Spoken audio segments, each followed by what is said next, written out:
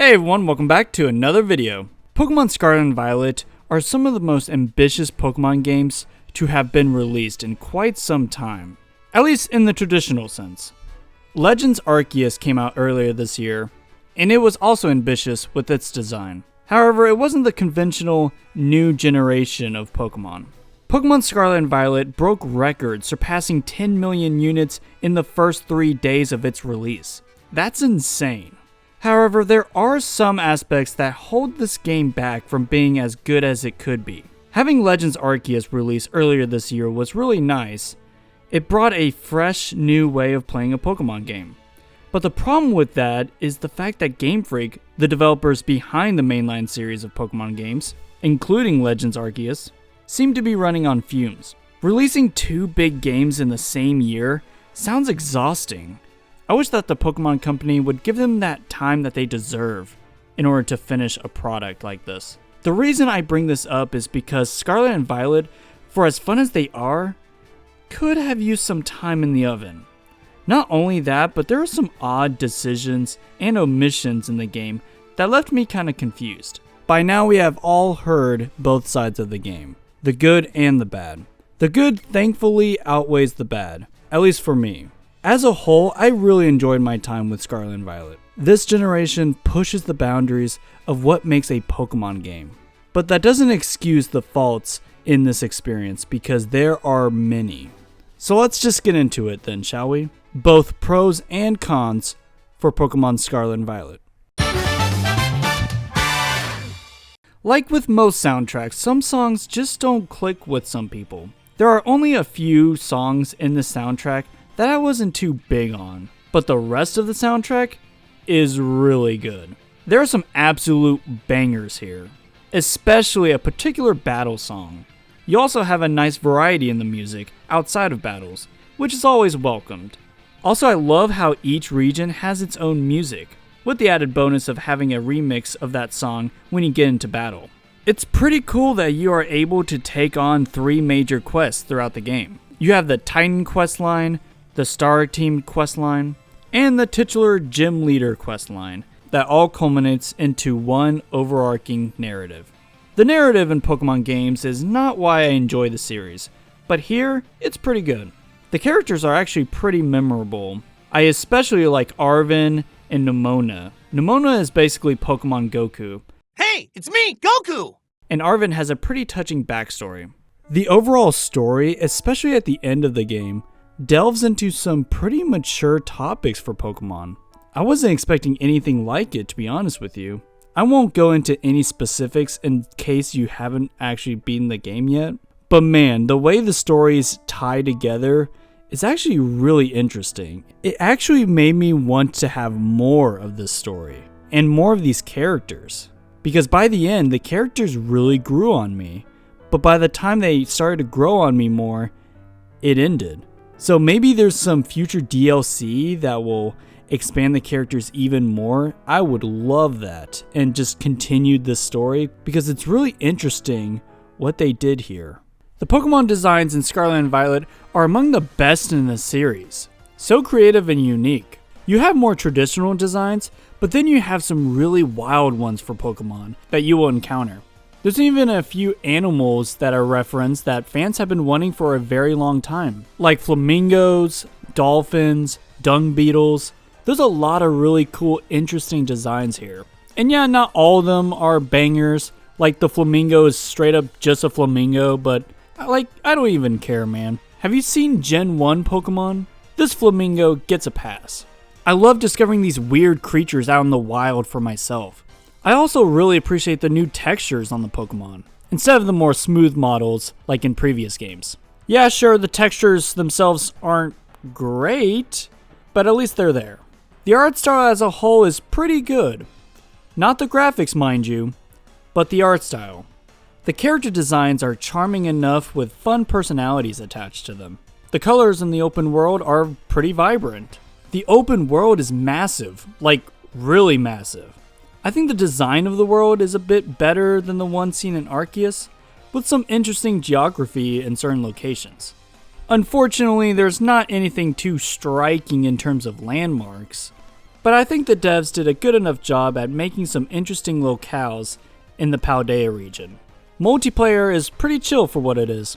Even though it can be rough in a technical sense, you can just explore the world together with your friends, catching and battling Pokemon. I do wish there were other activities to do with friends outside of raids and battles. Now, to be fair, I've only played with one other friend, and that was a bit buggy, so I'm not sure how 4 people would play out. But again, I actually haven't played with 3 other people. Terrestrialization is the new battle mechanic introduced in Scarlet and Violet. And while it's not as visually interesting as something like Mega Evolution, it does offer an interesting twist in the battle. It can either boost the type the Pokemon already is, or change the type completely, and it can absolutely change the tide of battle. If I were to compare the terrestrialized mechanic to previous entries, I would say Mega Evolution is my favorite, Dynamax is my least favorite, Z-moves are better than Dynamax, but I don't like them as much as Mega Evolutions, and Terrestrialization is in second place as my preferred battle gimmick. Now for the problems in Scarlet and Violet. Let's talk about the performance. Frame rate struggles to hit 30, and it's really noticeable all throughout the game. It's so disappointing that it's not at least a stable 30 frames per second. It's really bad when you get into a town and the people walking around are moving at half the frame rate you are. The slowdowns even affect the menus, like when you get into your box, the screen will cut to black, then it will fade to the correct screen. Lighting in caves or even just in the overworld can be an issue, as depending on where you are and the position of your character, sometimes the lighting will drastically change right then and there. Then it will go back to normal and sometimes it will flicker. Also, the pop-in is pretty bad. There are some objects or Pokemon that will just pop in right beside you and you won't even notice.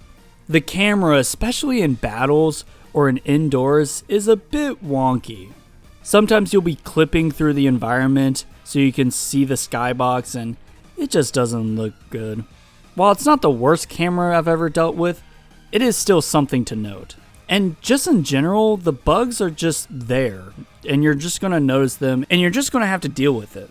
Luckily, in my experience, the bugs, while they are there, they're not as egregious as they can be, according to online. There's some wacky videos out there, and while I experienced some of those bugs, like I jumped with Miraidon and I just kind of kept diving into the floor, that happened to me. But other than those kinds of bugs, like, nothing too crazy. I got stuck in a few places, but the game just teleported me to a better spot eventually. Legends Arceus came out at the beginning of the year, and it just goes to show that Game Freak simply needs more time to work on their games. Arceus had its fair shares of technical issues, but nowhere to this degree. But outside of the technical issues, Arceus has some straight up better features and mechanics. First is the fact that it's easier to find shiny Pokemon in the overworld. In Legends Arceus, if there was a shiny Pokemon around, there would be both audio and visual cues to alert the player. In Scarlet and Violet, however, it doesn't give you a jingle or any of those sparkly effects until you battle the Pokemon. Which means that if you don't know the shiny color, or if the shiny color looks similar to the original, then you could easily miss it. It's a small thing, but it was a huge improvement in Arceus. The next feature that was done better in Arceus was the catching mechanic. Now, I know Scarlet and Violet are going for a more traditional Pokemon experience. However, I still would have liked to see the catching mechanic from Arceus return in Scarlet and Violet. Who knows, maybe in the next generation of Pokemon they will, but yeah, it was kind of disappointing to see that it didn't make it in this one. In Arceus, you could aim where you were going to throw the Pokeball, whether you were trying to catch a Pokemon or battle one. This gave the player more freedom to choose whether they want to battle the Pokemon or not. Even so, the aiming down sights and being able to really target your Pokemon was really nice, and it felt pretty good. You were able to catch a lot of Pokemon this way. But in Scarlet and Violet, there is a targeting system, but it's bad. Like, you have to get really close to target them, otherwise you can miss. Even when you do actually target it, sometimes you still miss. I just wish you could aim and catch Pokemon like in Arceus, rather than having to battle them first. Because yeah, you can target them and throw a Pokeball at them, but it initiates a battle. It doesn't catch them. You can catch them by surprise by going behind them and then throwing the Pokeball. It doesn't even give you an option of whether to battle or catch the Pokemon. It just, you battle the Pokemon and then you catch, which makes it a bit tedious, especially if you're looking for a certain kind of Pokemon with stats or whatever, or just, catching multiple Pokemon at once. It makes it really tedious this way. And like I said, I understand why. Scarlet and Violet is more of a traditional Pokemon game, so I understand, but man, was it just so much better in Arceus, at least this mechanic. I want to like the towns in this game more than I actually do. They don't really provide a ton of cool things, and they don't run very well. Once you're in them, they run pretty poorly as opposed to the rest of the game, and everything just looks kind of flat. I mean, the rest of the game looks flat, but really the towns really elevate this issue. They are really cool in concept, but the execution is just off here.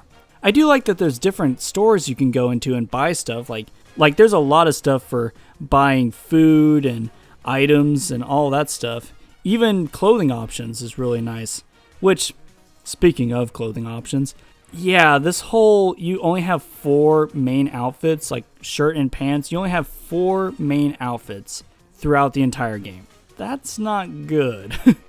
I understand why, in a sense, you're a student, so you have to wear student clothes, but why can't that just be a school thing? Just in the school. No, it's everywhere. You can only wear these 4 outfits in the entire game. You can change stuff like gloves, hats, shoes, but yet you can't change the color of your pants or shirt. I mean, you can change through these 4 seasonal clothes, but like if you want to match your outfit, forget about it. You have to match with either purple or orange. Those are the options you get. It's just really baffling this way. I feel like this could be changed in an update, but at the same time, like, why not just have it in the main game? Also, this might be a little bit of a nitpick, but then again, some of these are going to be nitpicks. The speed of the game is just slow. Like, you eventually upgrade Miraidon or Koraidon to go faster, which is really nice, but your character doesn't actually run that fast, which kind of frustrates me. Like, you're able to sprint in Arceus, I'm going to refer to Arceus again, yes, but you can't sprint in this game, and it's like, why take that feature out? Why not implement a sprint for your character? Again, these are some of the weird, baffling decisions in this game that just kind of makes me scratch my head a little.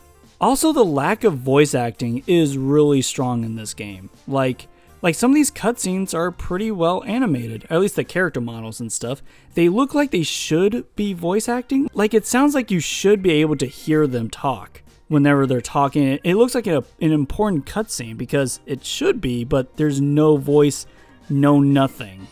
It's just weird. There might be some background music, but again, like, no voice acting in this game. Just really, out of all Pokemon games, this feels the strangest to leave out. And last, and I'm sure there's going to be some other things that I forget to mention, but rating the star team bases, it's just not really fun. Like the whole Pokemon Go feature where you send out your Pokemon and, have them take out Pokemon in the overworld, that feature is actually really cool and interesting, and allows the Pokemon that follows you around to be more involved with the game. But then you have these team star bases, and it's just a slog. I wouldn't even call it a slog. It's just boring. You send out your Pokemon mindlessly, and it's just, you keep it on rotate. You can't even pick which one goes out first, and then you fight the boss at the end. It's tedious, it's boring. Get it out of here. This part of the story just kind of frustrated me.